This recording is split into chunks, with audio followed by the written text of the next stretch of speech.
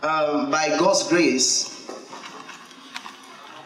we'll be having a teaching today, and I trust the Holy Ghost to help us in teaching. Whenever God wants to do something, the Lord needs the ministry of everyone. As the Lord is ministering to the choristers and they are making themselves as channels, the Lord also will be ministering through the teachers, the prophets, the apostles, and the prophets, the evangelists, all of them. It is just for a singular purpose, that Jesus may be exalted. It is not for the glorification of self. As a matter of fact, this message is not the message that angels will preach. Why? He did not die for angels. He died for humans. So the Bible says when he ascended on high, he gave gifts to men, not to angels. That men should represent him. That they should be ambassadors of the kingdom, representatives of kingdom. Of which in such grace is all of us functioning in. Am I also the partaker of such grace? So, by God's grace, last Sunday, we were able to see into the heart of God. And the topic, if we can remember, we were talking about what? The believer's security. And we were saying, we saw in the scripture that the believer's security is conditional. And by the Spirit of God, we were able to see the doctrines of God in a light. And also we were able to explore satanic doctrines. I mean, doctrines that are not of God, we were able to point to it, not to enter into it. Do you understand? So, by the grace of God, we are coming to give a complete teaching of what the cross offers, how to recognize the finished work of the cross, and how to understand where the errors of those doctrines, where they are faulty. There are a lot of movements in our age. And by the Spirit of God, I trust that the Lord will break his word down to us. And we will see by the inspiration of the Holy Ghost where the fault in those doctrines are. Now I want us to understand that we have the truth and we have error. Now, by the Spirit of God, I've understood by revelation that the strategy of Satan over the years has changed. The Lord began to help me see that Satan is not interested in taking your garment again. He's only interested in staining it. Do you get that? Because it is the same thing. Because God will not compromise on his word, because God himself obeys his own word. Do you understand what I've just said now? Because with a dirty garment, you cannot enter the kingdom of God.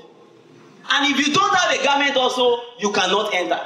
So this is the cunning deception of Satan that believers must be careful of. And that's why the Bible began to express express the mind of God, that we must ensure, we must examine ourselves what? Daily, to see if this garment is still clean. Because the garment is the state of your heart, not the state of your physical. Do you get that? Now we are all seated in this place. Permit me to use the word. All of us perhaps have an undergarment. And sincerely, no one can see it. Some might be clean and some might be dirty. But by the reason of we being covered by an outer garment, the inner garment cannot be seen. That was what God was telling Aaron. That despite the fact that no one will see your undergarment, it must be clean. You must put it on. And so it was a shadow, but God was pointing into the reality that God expects that which is unseen is perfect and holy. Do you get that? That which is unseen is our heart. God sees my heart. God sees my actions. God sees it. But the Bible says the expression of your physical for we read the inspiration of the word, the expression of the physical is telling us what is inside. Do you get that? So the Lord expects, because the strategy of the enemy has changed over the years, there are two things that the devil has advantage of. And if you are in Jesus, these two things will not move you. First of all, the devil has the advantage of longevity. He has been for so many years, though he was created. So he has seen a lot of men. He has understood the weakness of men. And he has strategized how to bring down young ministers, even elder ones, because of the reason of longevity. And the second one is that the wisdom that God gave devil was not taken away from him. Rather, that wisdom became perfected. And by the reason of that, the devil understands how to scheme in order to get young believers. And so, when we have the truth, the devil is not interested in taking the truth from you. He's only interested in perverting the truth. And that is how false doctrine comes. If we check the book of Zechariah, the Bible began to tell us about priests that pollute the word of God. You understand? So, by God's grace, we said last Sunday that 4 questions that God asked man when he fell. What is the first one? Where are thou? Where are you? Please be on the instrument for me. It says, where are you? That means man lost his place, right? Do you get that? That means man was somewhere before and he left that place. And God began to say, Adam, where are you? You understand? So that means there is a place that man left as a reason of that fall. And the same way I said that when a man sins in his heart, you would like to hide yourself. You don't want people to come near you. That is the nature of Adam. You don't want to come into the light. Actually, I didn't say that. Jesus said it. I want us to check the book of John chapter 3.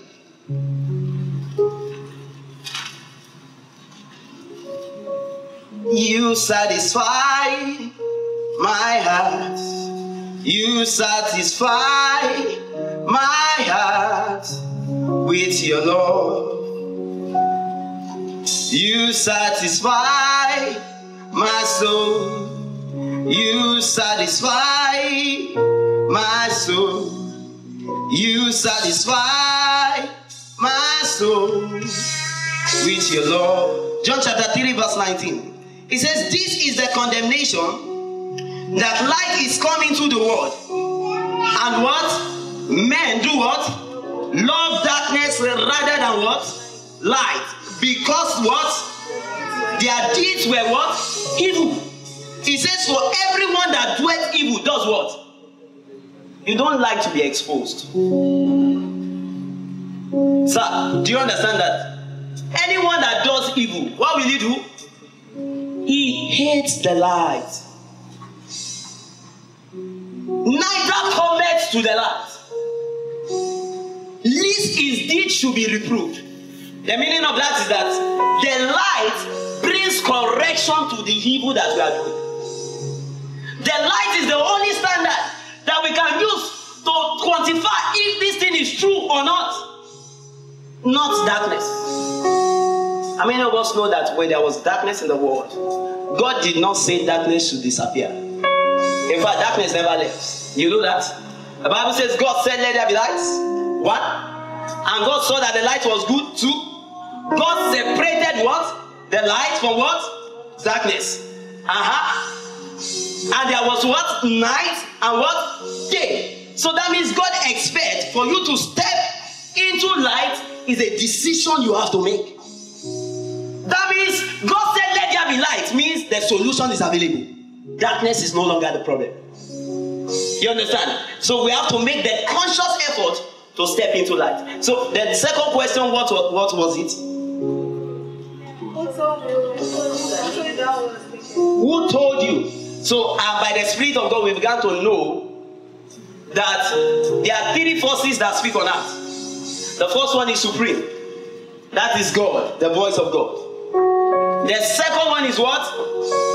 Devil and his agents. And the third one is what? Humans. You understand? There is no other voice except these ones. Nothing can be neutral. So that means before man fell, the enemy had been communicating to Eve. Do you understand? And before the devil could bring the woman down, the devil needed an agent. At that time, it was only two people that were in the garden. So there was no other man. And the devil used the serpent. Do you understand? And so the serpent spoke to the woman and said, did God say? Did you look at that communication? Did what? Did God tell you? And that was where the woman got it wrong. Now, I want us to know that we don't communicate with the devil. You rebuke him. You don't communicate with demons. You understand? You are not exorcists. You understand? You don't communicate with them. As a matter of fact, the Bible says the devil is judged already. You understand? We are the ones that are waiting for our own judgment. Because Paul began to say that all will face the judgment throne. You understand? And he was saying that I put myself under what? Subjection. That after I have preached, at that day, God will not cast me away. So that means there is a tendency that a man can do powerful work, and yet his work is not recognized in heaven. That's what Jesus began to say. He says, you will come to me on that day. He says, we prophesy in your names, we express gifts, we ministered before millions, we did a lot of things. But God will say, I know thee not. Ye what? Did God deny their works? No, of course they did it. Prophecy, as long as you have the gift of prophecy, you can prophesy the mind of God. You understand? In fact, if you have a familiar spirit, you can prophesy. But that's not the mind of God. You understand? The issue is because devil over the age understands that men are moved by signs. Do you understand? And so when you leave the place of signs, you understand? You leave that place, the place of the word of God, and you are following after sign, you'll be deceived. Do you understand what I'm trying to say? The standard is not signs and wonders. The standard is the word of God. And so what's the third question? So God began to ask that, have you eaten of the tree that I commanded you not to eat? And what's the last one? What have you done? So man did something. So I'm going to bring a correlation between the Son of God. Now, there are two sons of God that existed. The first one is Adam, and it's referred to as the first Adam. The second one is what? Jesus is referred to as what? The last Adam. Do you understand? I want someone to give one of the choristers the mic so that they can read the scripture to me. Two people. I want us to check the book of Luke.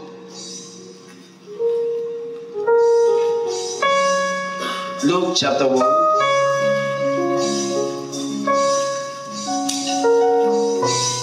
Yes, you satisfy my soul.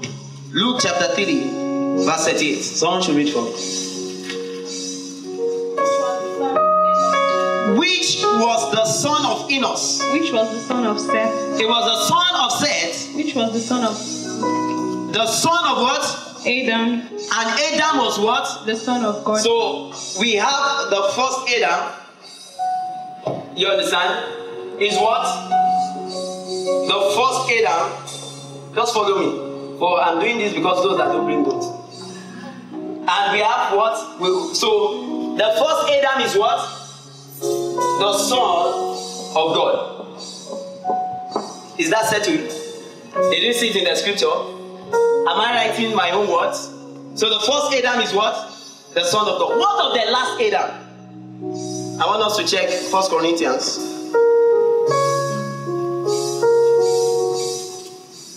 Someone should open.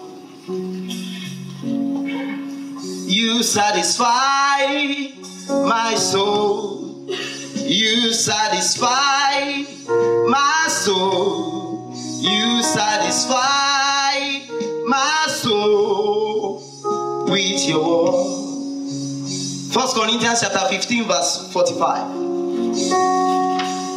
I want someone to read it for us. And so it is written. And so it is written. First man Adam was made a living soul. The first man Adam was made what? A living soul. A living soul. The last Adam was made a quickening spirit. The last Adam was made what? A quickening spirit. So who is the last Adam? Jesus. Alright, so Jesus is referred to as what? The last what? Adam. That's what? Jesus, right? So is Jesus the Son of God? Yes. So Jesus is the Son of God. I just want you to follow me because we want to draw out something today. And so now Adam is the Son of God. But by the reason of Adam disobeying God, what happened to him? He lost eternal life. Do you understand that? Do you get that? He lost the presence of God. By the reason that Jesus obeyed God, the Spirit of God was given. Do you understand that? Do you get that? Now, why was Adam called Adam? And why was God, Jesus, called Adam? Now, the step that Adam took, he took it as the Son of God. Do you understand that? And all of us were in the powers of Adam when he took that step. And as a result of that, we were given over to sin. It was a legal tender. Do you understand? I hope you are following me. You get? And so there must need be someone that must break that yoke. And that person must come also as the Son of God, not as the Son of man, for the reason of divine justice. Do you understand? When Adam fell, how many of us know that Adam was made in the image and likeness of God? If you know that. So when he fell, Adam did not give birth to children in the image and likeness of God again. He gave birth to children after what? His own image and what? Likeness. I want us to check the book of Genesis. Genesis is the book of beginning. If you want to trace any matter, if you want to trace the matter of doctrine, start from Genesis. Genesis chapter 5.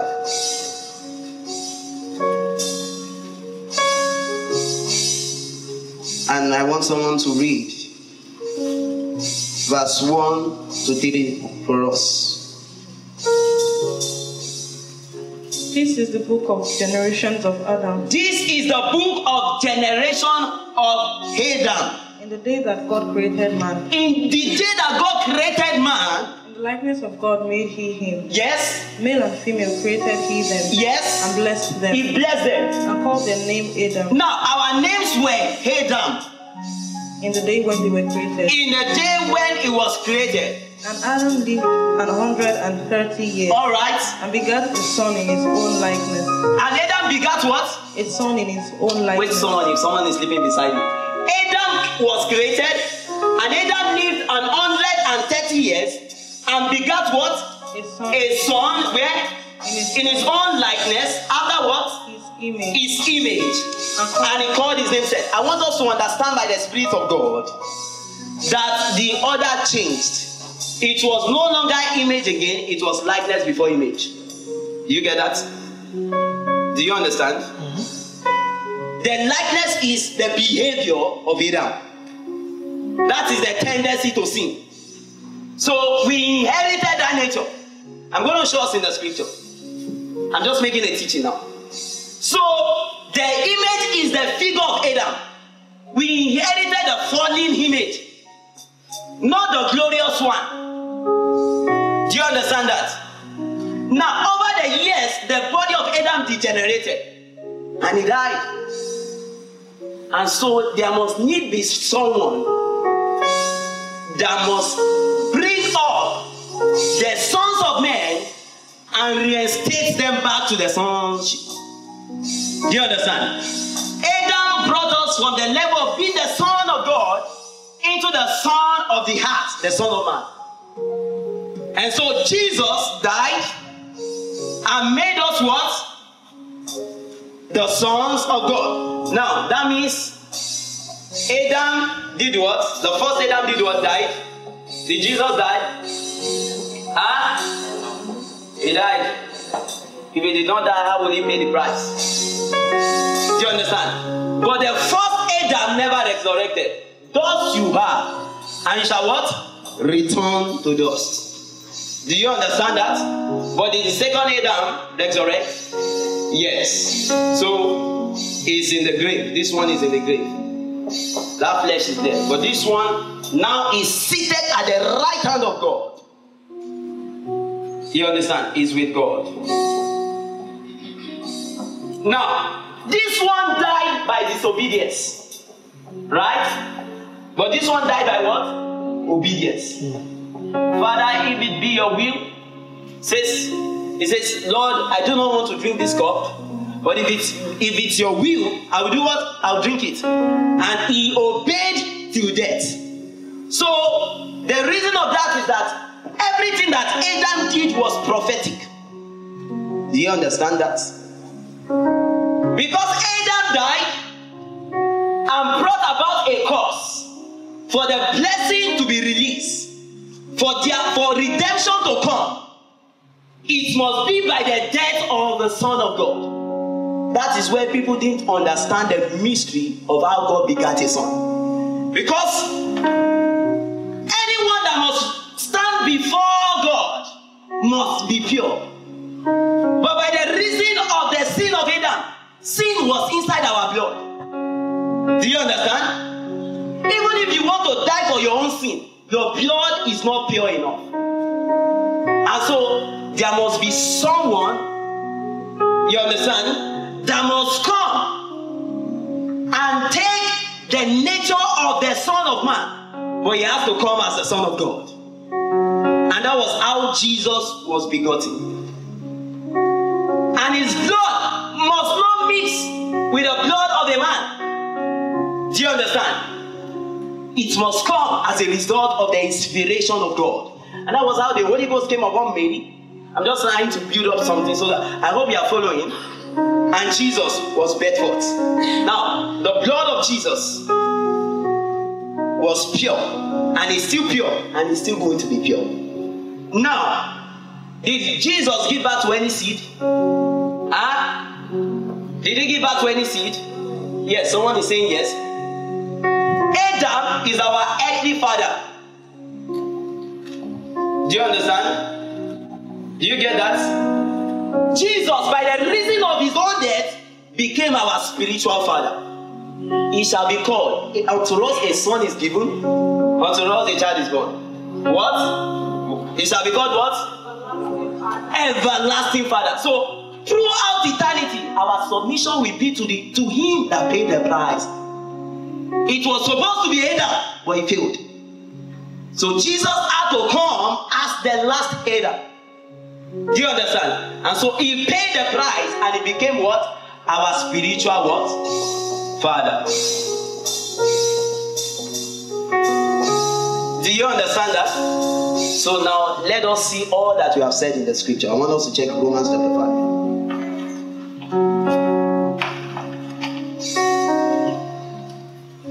I hope you are understanding. Romans chapter 5. Thank you, Holy Ghost. Lord, we thank you. Lord, I enter through the holies of holies. I enter through the blood of the Lamb. All right, Romans chapter 5 verse 1. Someone should read for us. Therefore, being justified by faith. Therefore, being justified By faith, by faith, we have peace with God we have peace with God through our Lord Jesus through Christ. our Lord Jesus Christ. So, what Adam did caused problem. He brought what? A separation between us and the Father. And so, it is like there is a breach between us and the Father. So, he that must come and break that wall is not coming from there. He came from the Father and he opened a wall for us to come in. Do you understand? Don't worry, you understand very soon. Continue. By whom also we have access by faith. So, by whom also we have what? Access Access by what? faith Faith into to what? this grace, All right. wherein we stand, Yes. and rejoice in the hope of glory of God. Hallelujah. And not only so, but we glory in tribulations also, knowing that tribulation worketh patience, Yes. and patience experience, Experience. and experience hope. Yes. And hope maketh not ashamed, Yes. because the love of God is shed abroad in our hearts Okay. by the Holy Ghost which is given unto us. Okay. For when we were yet without strength, in due time Christ I died want for us to your mark sins. that scripture. When we were yet without what? Strength. In due due time, Christ did what? died for the ungodly. He died for the saved. True or false? No. He died for what? The ungodly. That shows grace is unconditional.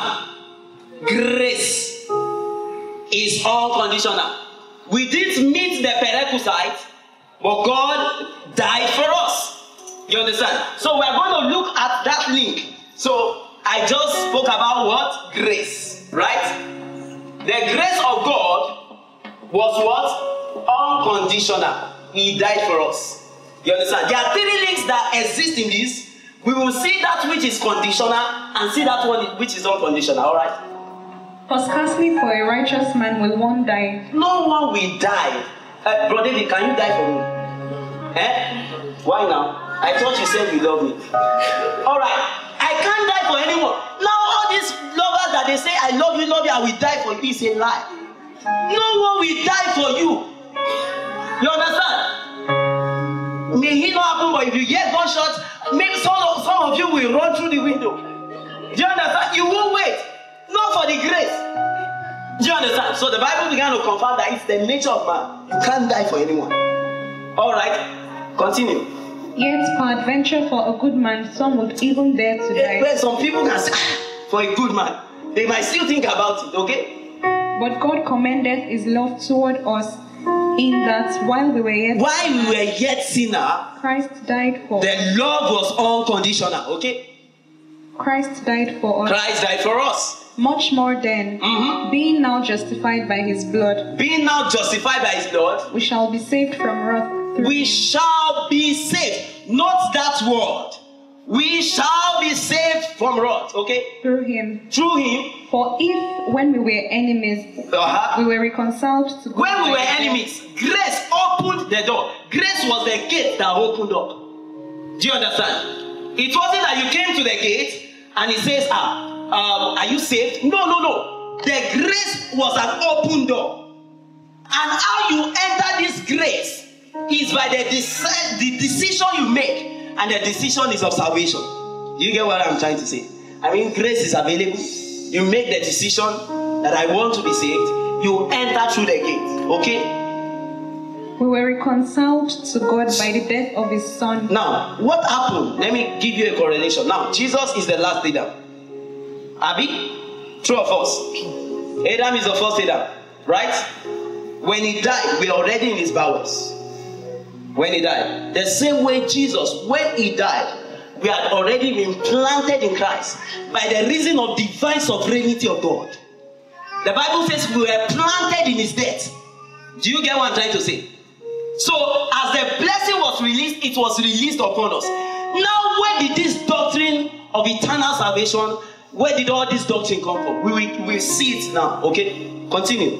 Much more, Yes. being reconciled, we shall be saved by his life. We shall be saved by his death. By what? His life.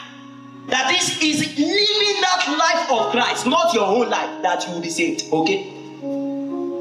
And not only so, Yes. but we also joy in God Yes. through our Lord Jesus Christ, Yes. by whom we have now received the atonement. Yes. Wherefore, as by one man sin entered into By the world, one man, sin entered where?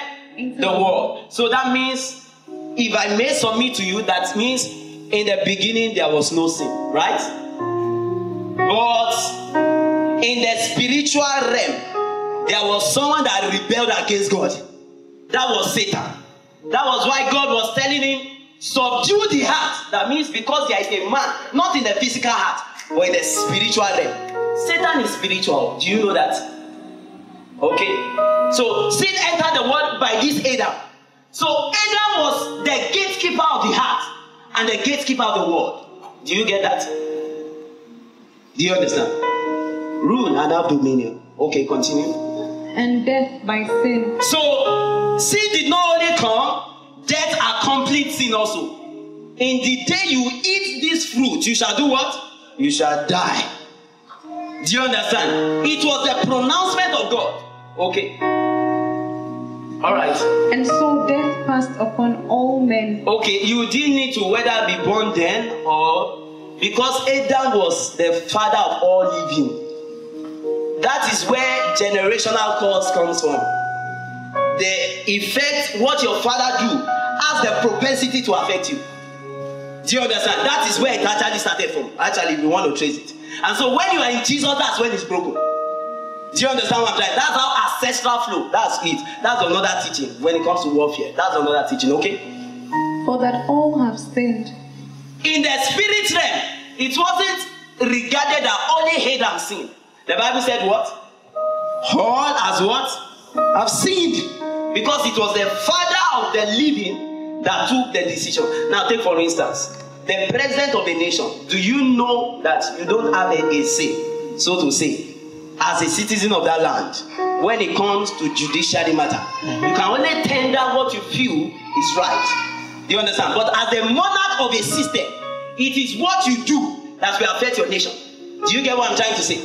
Now, if the presidents are going to have, the presidents all over the world, that are going to have a meeting, will they call you? Eh? But who is representing us? It's your president. Do you understand? Do they even have your phone number? Do you understand? We want to make a decision. Then I'm calling, Soji, what should we do? No. So the decision that Adam made, you understand? While we were yet on board, he made it on our behalf. And that was what cost us. Okay, continue. For until the law, sin was not in the world. Now, sin was in the world. Sin was in the world. But sin is not imputed when there is no law. Now, the only way that you can know that you have sinned is when there is law. Do you understand? Let me take for it. I want to trace it to you. Now, in the garden, there was a tree of life and what? The tree of knowledge and evil. Now, if God did not say anything, if Adam eats the tree of knowledge and evil, has he sinned? Has he sinned? The commandment has always been from the beginning. Has he sinned? Can God count it against him? No. So, God needed to speak and tell him not to eat of it. Do you understand? So that means there is a commandment. You understand? So, because he broke it, he knew he had sinned. And so he hid himself. You understand? So what God did is that as unborn children, we wouldn't have known about the sin of Adam. We wouldn't have known about sin if there was no law. The essence of the law was to bring us to Jesus. Do you know that? Galatians chapter 5. If there is no law, I can do what I want to do and I'm not sinning against God. So God needed to bring law. But law was a shadow of that which to come. Do you understand that? Are you getting the teaching? Law was not the final destination. The final destination was the fulfillment of law, which is righteousness and holiness. Do you get that? But Jesus had to come in due time. So the Lord kept men in check and balances with the law. Do you understand? Albeit no one made heaven by law. You understand? It was those that had the encounter with God. You remember? It was Moses always carrying the law around his neck as he was going. This man saw reality. Do you understand what I'm trying to say? So he needed not to be reading the law. Do you understand? The life was there. You understand? It just gave us a bit of what grace and righteousness will bring. In the sense that the law was not on the written tablet, it was written in his heart. Do you understand? Moses walked in that dimension a little. It was that dimension that Jesus brought for us. That we don't need to be, the present day Israel, they write it on their forehead. You understand? They carry it, you understand? They carry it, the Torah and everything like that. They are still thinking that the law, we are still in the dispensation of the law. How many of us know that the law was not abolished? You understand? The law actually was not abolished. But the law replaced law. The law of the Spirit replaced the law of sin and death. Romans chapter 8 verse 2.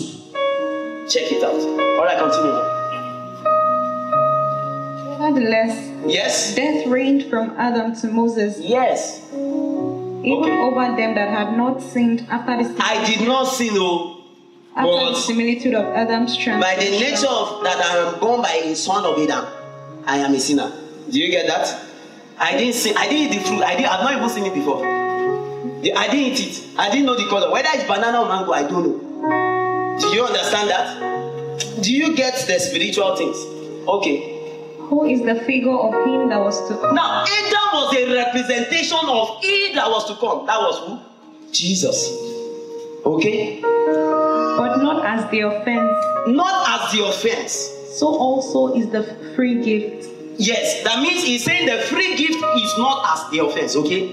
For if through the offense of one many be dead. So, have we traced it now that Adam died, Abby? You understand? Okay? Much more the grace of God. The grace of God. And the gift by grace. The gift by grace. Which is by one man. Which is by one man. Jesus Christ. Jesus Christ. Hath abounded unto many. Abounded unto many. And not as it was by one that sinned. One man sinned, okay? So is the gift. That is not how the gift is. For the judgment was by one to condemnation. The judgment of Adam was to condemnation by nature. You understand? By God. That judgment was to condemnation, okay? But the free gift is of many offenses unto justification. So, the sin, the nature of Adam and your own sin, you understand? In Jesus, as you come to the land, is what? Is wiped off. Blotting out everyone's writing that was written against us. Okay? For if by one man's offense. Just one man. Just one offense.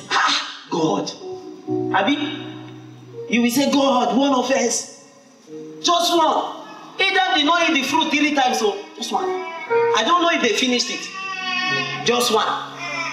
Just one offense brought the judgment.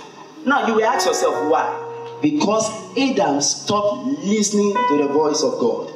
And he listened to the voice of, and when I'm using it, I'm using both the man and the woman, of the serpent. And the Lord judged, caused the land for Adam because he says he hearkened unto his wife. He listened to the evil suggestion of his wife. That's another day story. We'll talk about that. Continue, ma'am.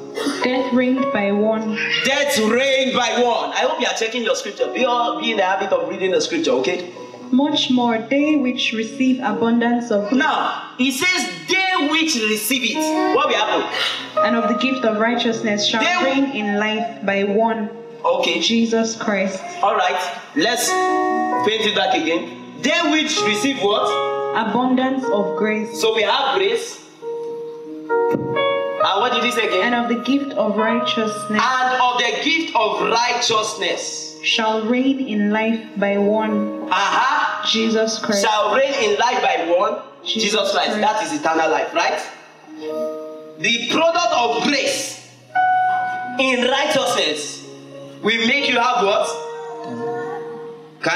Did you see that in your scripture? Yes. Continue. You will see it in clear times again. Okay? Therefore, as by the offense of one, yes, judgment came upon all men. All men. I did not sin. Judgment also came upon me. You understand, okay? Even so, by the righteousness of one, By the righteousness of one. the free gift came upon all men unto justification. The free gift. That free gift is what? Grace. It came upon what? All men. That is what is unconditional. Let's now see. Continue. For as by one man's disobedience, By one man's disobedience, many were made sinners, many were made sinners. so by the obedience of one, Can you see? The first Adam disobeyed, everyone became sinner. The last Adam did what? Obeyed, and what happened? shall many be made Shall many be made what? righteous. Did he say everyone became obedient and became righteous? You have not been reading your scripture. Did he say that? Okay, now you have been reading your scripture. By one man's disobedience, everyone became sinner. But by one man's obedience, did everyone become righteous?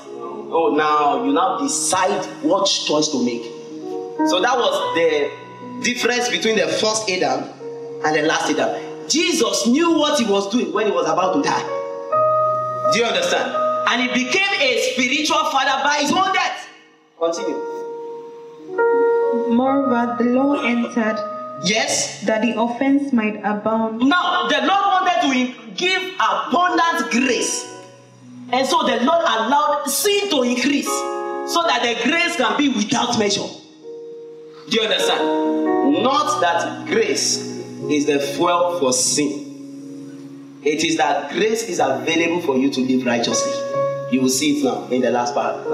But where sin abounded, Where sin abounded, what happened? grace did much more. Come on, you have abundance of grace.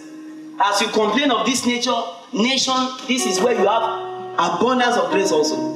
Okay, continue. That as sin had reigned unto death, Yes, even so might grace reign through righteousness.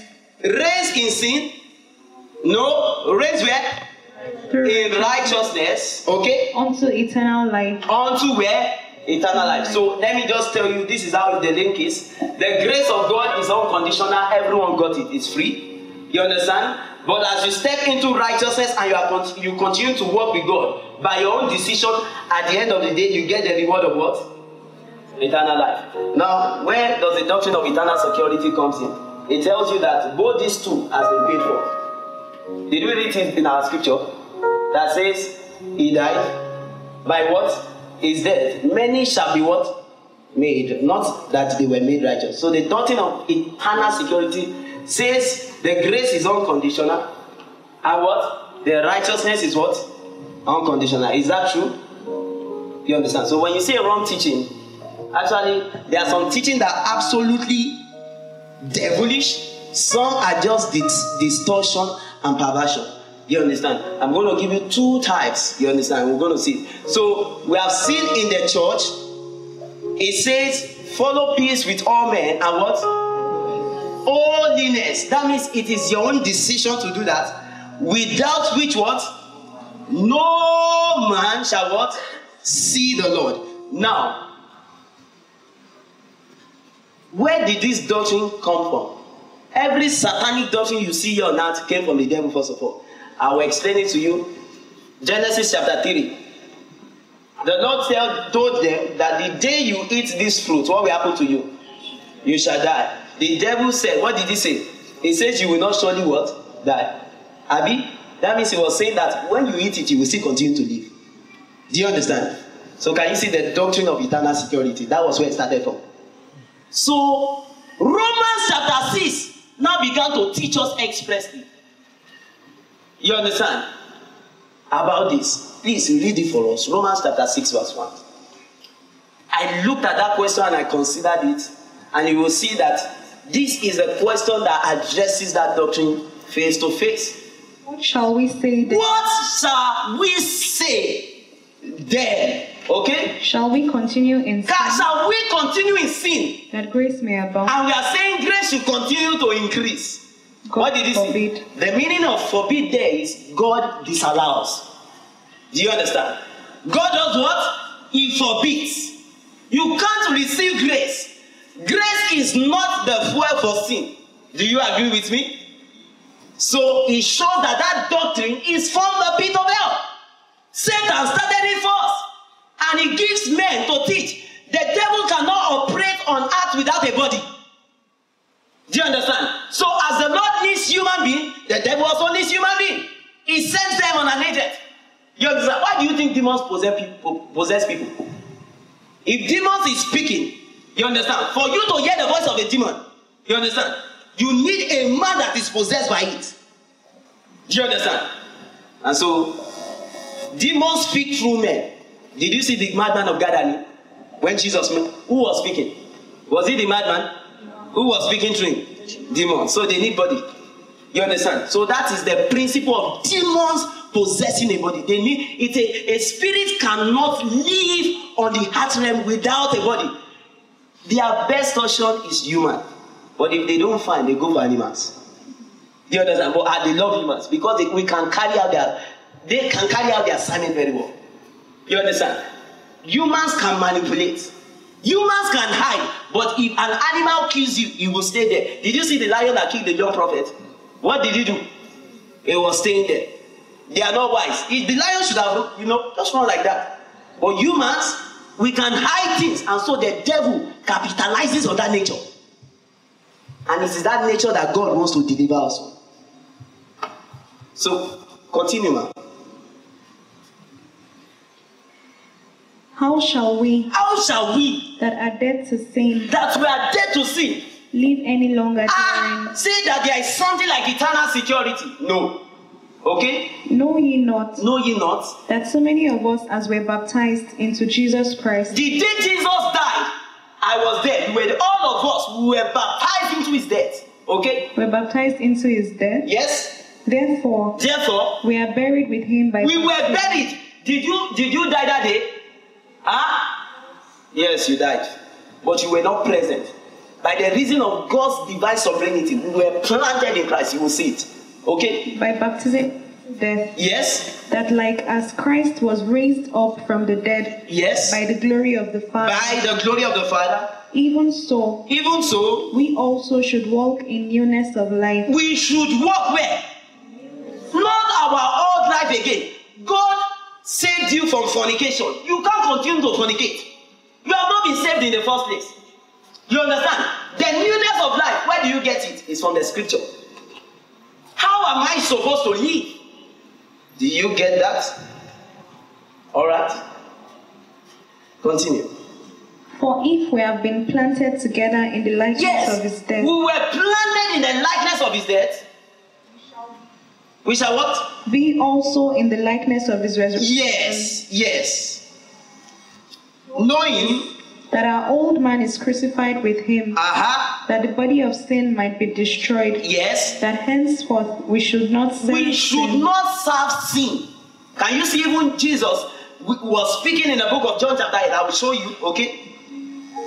Now he says, for he that is dead of what? He that is dead is what? Freed from sin. Now if we be dead with Christ, we believe that what? We shall also live with him. Knowing that Christ, being raised from the dead, does what? Somebody say, died no more. Death has no more what? Dominion over him. For in that he died. Did Jesus die? Yes. Okay? Someone should read from that place. Continue. He died unto sin once. He died unto sin once. Okay? Liveth. Yes. Liveth. He liveth unto God. Now look at verse 11. Let's read it together. Likewise, reckon ye also yourself to be what? Dead indeed unto what? But alive unto God through what? Jesus Christ our Lord. Now look at verse 12. Read for me, man. Let not sin therefore reign in your mortal body. So he says you cannot be in grace and sin is reigning in your mortal body. He says let therefore. Okay? Continue. That ye should obey it in the lusts thereof. Okay, continue. Neither yield ye your members as instruments of unrighteousness. Your hands should not be used as instruments of righteousness. Unrighteousness. Of unrighteousness. Unto sin. Your eyes should not be playing part of that. He began to warn us, okay? But yield yourselves unto God. So can you see that you have a role to play? And what is that role? Yield yourselves The unto meaning of God. yield is submit yourself. Do you agree with that? The work has been finished. When you submit yourself, it is easy to live in righteousness and holiness. You won't struggle. If you are struggling, you will find out that you are not under grace. You understand? Because if the law brought struggle, you understand? Grace is now bringing struggle. So what is now the essence of the sacrifice? Now, a distortion now comes in this message. And people say, if the law actually brought struggle, this is another error. And grace also brought struggle.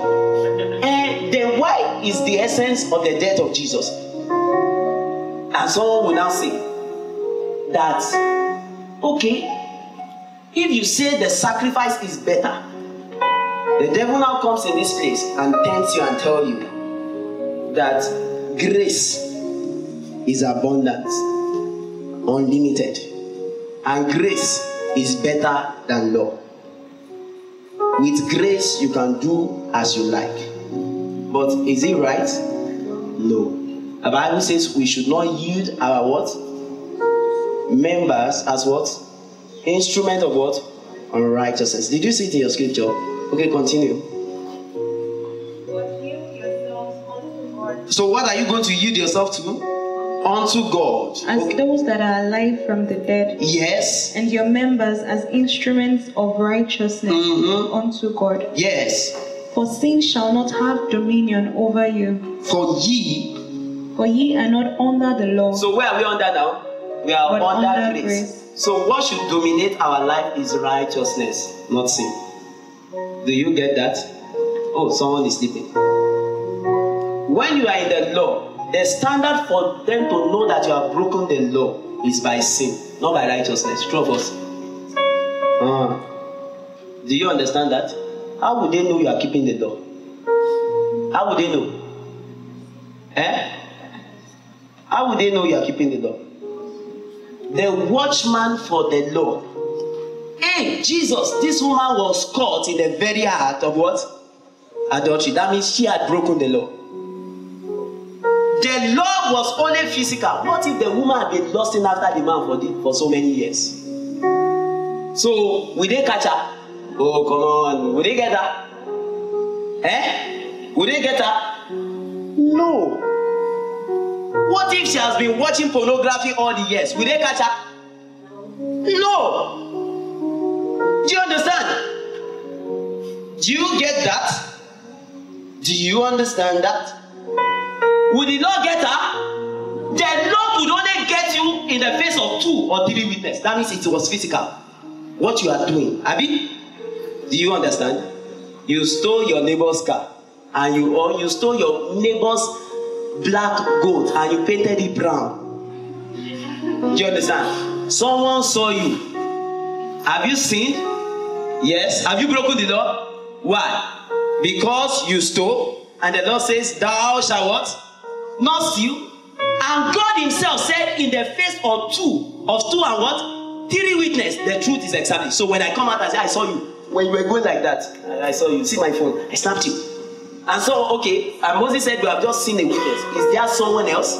That was why there were a lot of accusers that dragged the woman to Jesus. She couldn't have come without herself and say, I've just committed adultery. So the law brought her to Jesus. Do you understand? But grace set her free and told her, go and do what? Sin no more. That means grace backs up the works of righteousness. It is not the fuel for sin. Right? Did we solve that? Did you get that? The law brought her to Jesus. You remember what Jesus said? He says, where are thy accusers? That means the law brought her to Jesus, and grace was what delivered her. Now the law sentenced her to death. Grace gave her the opportunity to live again. If it was the time of Moses, when Moses was physically alive, they will kill her instantly. And is God God? Yes. But the essence of grace was to give us the second chance. Someone said the second chance. Not the third chance. Not the fourth. Because it is in this world that grace is needed. Do you understand? The Bible says, seek the Lord while what? May be found. Do you understand that? So finish the scripture for us. What then? Shall Yes. we sin because we are not under the law? but Okay, under grace? someone now says, we are under grace. I mean, how many of us have heard that now? Oh, we are under grace, yo. The Bible began to say, if you see someone preaching that doctrine, first of all, pray for the person. Then now tell the person, show this person Romans chapter 6, 7, 8. Yes, and we now say we are not under law. They can't catch us again. Abi, I committed that, and so what? You committed that, and so what? We are not under the law. Abi? That's not what the Bible is saying.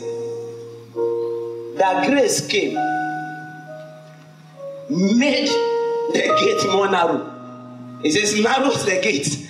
That what? Leaded to life. It is this grace that will make you know that you are lusting after someone, not the law. You understand? You have only broken the law when you commit the physical act. But by the reason of the attestation of the Holy Ghost with you, you will know you have sinned. The way you spoke to him was not right. The way you spoke to her was not right. Can you see grace? So it's grace, the fuel for sin. The Bible says, God forbid. Continue. God forbid. Know ye not that to whom ye yield yourselves servants to If you obey, yield yourself to sin, you can't claim to be the son of God. Okay? his servants ye are to whom ye obey, All right. whether of sin unto death, Unto death. or of obedience unto righteousness. Pause, man. Let us now look at what Jesus now said with his own mouth. Because most of the time, we distort the teaching of Paul and think maybe Paul was saying something different than what Christ was saying. And they call it the Pauline's epistles. You understand? But actually, if you check, I've said it, it's the same thing. Paul was given a dispensation of grace to communicate the body of God to the church. Ephesians chapter 3 verse 2. The Bible says, according to the dispensation of grace that was given to me. You understand? I want us to check John chapter 8 verse 34. So this, when you hear from the mouth of Jesus, is the final authority. And when Jesus says verily, verily, it's a serious matter. If you don't marry, you will go to heaven. Do you know that? Marriage is not the standard. If you don't work, you will go to heaven. It's just that you are foolish. Do you understand what I'm trying to say? You get what I'm trying? If you don't wear slippers, you are walking with your bare foot, you will go to heaven. The standard for making heaven is being born again. You understand? It's just that when I'm receiving reward, I don't know what you'll be getting. When we are receiving reward, if you don't evangelize to a soul, you understand? You will reduce your portion. But if you are saved, you will go to heaven. But if you don't know Jesus and you are doing good works, you can't make heaven. Do you know that? If you are a moralist, you can't make heaven. Do you understand what I'm trying to say? If you don't know how to wear pocket square with everything and you don't know how to combine, you wear color riot, you will make heaven. They won't send you back. But if your eternal garment, your righteous garment is color riot, black on white, I'm telling you, you can't make it. Do you understand? If you don't know how to combine, it's not a problem. If you are ugly, you will make heaven. But if your spiritual life is ugly, you can't make it. Do you get that? It's simple. The physical things of this world actually is not of eternal value. But when you despise the grace of God, is what brings men to judgment. All right, John chapter 8, verse 34.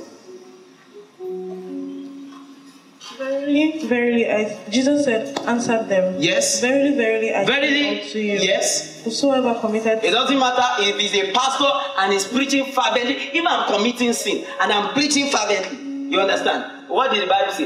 Is the servant of sin. You are a servant of sin. It doesn't matter how eloquent I am. You understand? There is no justification for sin. That's the truth. That's what Jesus is saying. Okay? This man was going to the cross and was saying this: that whosoever, an archbishop, overbishop, underseer, overseer, mother in Israel, any person, a servant, a man, a rich man, as long as he's human, if you commit sin, what do? You make yourself. Now, can a sinner, a servant, dwell in the house? Yes, that's what Jesus said. You can continue to manifest, use the things of the house, enjoy the things of the house, but let's look at the works of Christ. But what? And the servant abided not in the house forever. Forever. So that means there will be a day that the master will come and take stock. Abi? But the son abided. And say, who are you? Who are you? Oh, sorry. You that sat there, who are you? You that be happy. So the master will say, okay, now I have come. You have been dwelling in my house for so long. Do you know the Bible says the goodness of God leaded to repentance? So God permitted the servant, and there is a part in the law that allows a servant to become an house person. That is the 7th year, the year of freedom, right? The servant will now decide, do I want to leave this house or what? Continue. Now, if it's going to continue, they will pluck his ear. That's where all this hearing started from. As a sign that you have pledged your allegiance to your master. And the master puts a hearing to show that this is my signature. Do you understand? Do you get that? It was God that was saying that. The servant will have to decide after 7 years, do I want to continue in this house? And so if he continues in this house, he's not regarded as a servant again. He's regarded as what? A son. Do you know Eliezer of Damascus? You remember that man? That was the person that Abraham wanted to give his will to when he didn't have a child. Because that man was already a committed servant and he became a son. Do you get that? How many of us had read your scripture like that? He says he began to pray to God and say, God, he says he doesn't have a son. He says, well, can this Eliezer of Damascus? He was a servant. But he had served Abraham for so many years. And he gave his life to Abraham. That's the same thing. When we change master, you understand? Whatsoever is available in the house becomes rightly yours. Now you can see people preaching about the things of the house. Like I'm preaching about the prosperity of the house. You understand? But I'm not talking about your soul. Do you understand? I'm preaching about the goodness of the house. How God can bless you with 1 million naira. Is it a good teaching? Yes. But it is not balanced. Because if you are not saved, like that servant, you'll be using the things of the house. Oh, how many of you have had housemaid in these days? Oh, come on, they enjoy the house. Sometimes when the master is not around, they sleep on the master's bed. And they say, wow, this is good. Do you understand? But sincerely, are they bearing your Sunday? Oh, come on, they use the sugar anyhow. Oh, master's gonna buy another one. But it's not saved. And that's what Jesus was saying. Okay, continue. Huh? If the Son, therefore, shall make you free. Jesus began to say, as it was in the law, that if the master of the house says, this servant, you're no longer a servant again, you're now a son. What did the Bible say? You shall be free indeed. You are free indeed. I want us to rise up on our feet. Did you understand all we said today? Or you slept your way through? Do you understand?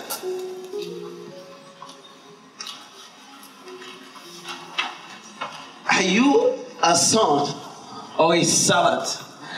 When the master comes to his house and wants to take stock, on that day, would you be regarded as a son? You can be using the things of the house. You can be looking so beautiful, but yet you have not pledged your allegiance to Jesus. That's what Jesus began to say.